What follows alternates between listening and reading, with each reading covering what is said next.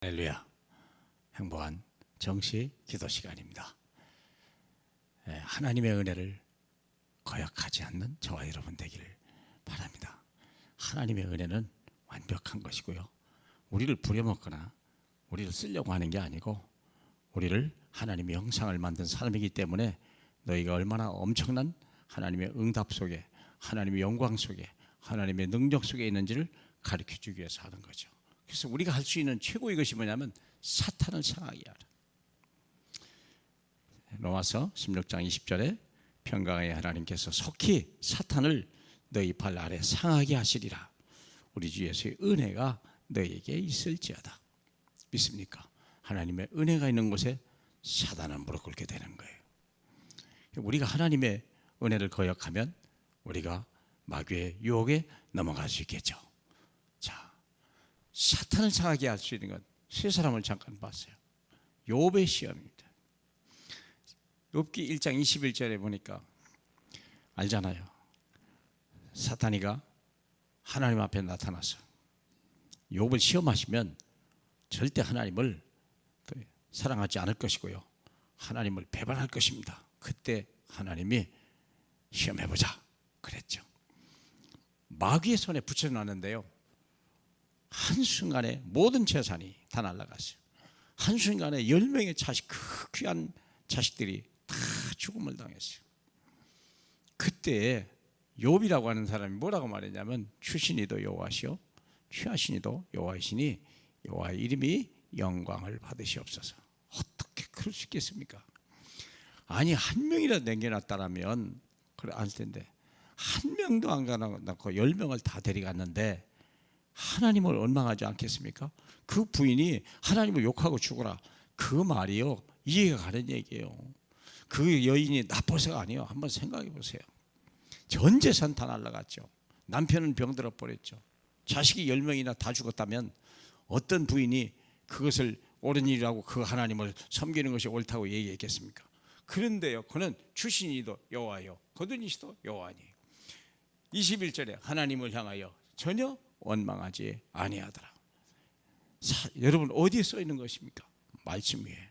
모든 만물이 어디로 흘러가는지를 보는 거예요. 우리는요, 감사할 수밖에 없고요, 우리는요, 하나님의 영광을 볼 수밖에 없는 거죠. 사탄을 상하게 해요. 절대 마귀 속지 말자. 두 번째는요, 다윗의 중심이에요. 다윗은요, 너무나 많은 하나님의 은혜를 입었어요. 양치는 자에서 감히 왕으로 기름 부음을 받고 하나님의 은혜로 골리앗을 죽이고 왕의 자리에 올랐거든요. 그랬는데 먼저 있었던 선임자 사울이 왕이요, 얼마나 미워하는지요. 저놈이 아니었더라면 나와 내 왕위는 열어가고 내 아들들은 다 왕위를 그냥 계승할 텐데 저놈 하나 때문에 내가 어려움을 당하는다. 악신 들린 사울 왕이라고 그랬어요. 사울 왕이요, 악신이 들렸다고 그랬어요.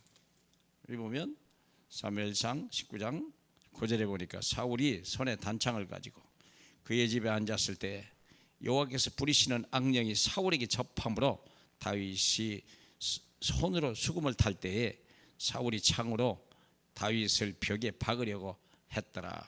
근데요, 겨우 피했어요. 이런 일이 다 벌어졌다니까.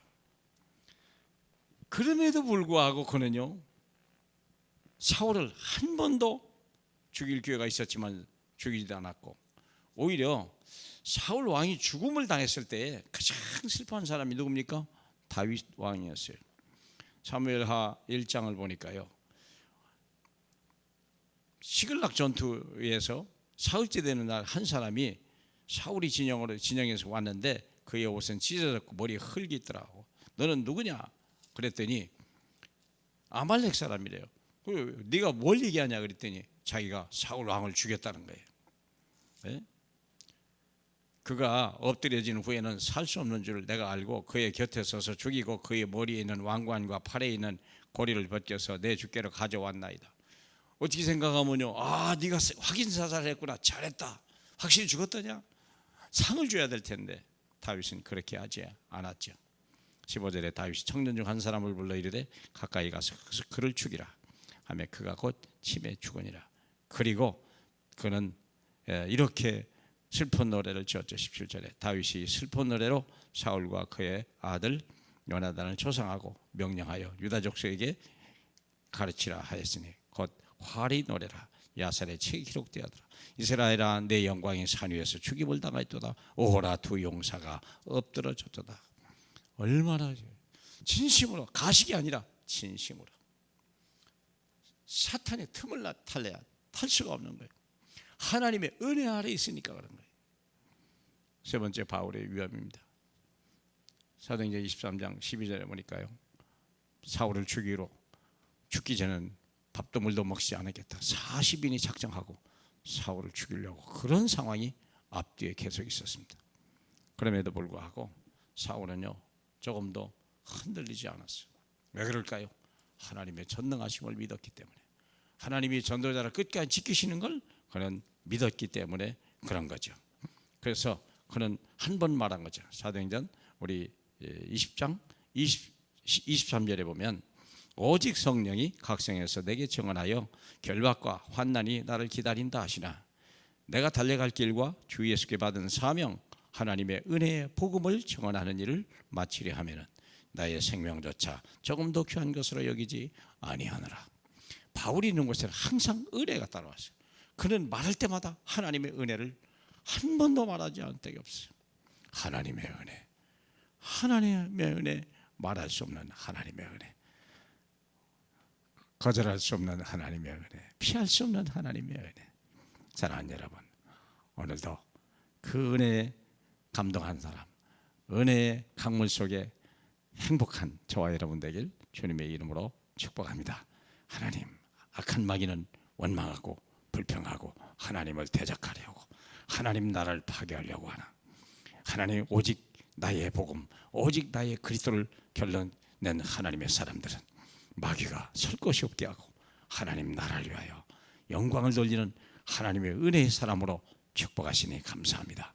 우리와 우리 후대가 이 나라 이 백성의 영혼이 하나님의 은혜 아래 있게 하옵소서. 예수님 이름으로 기도합니다. 아멘.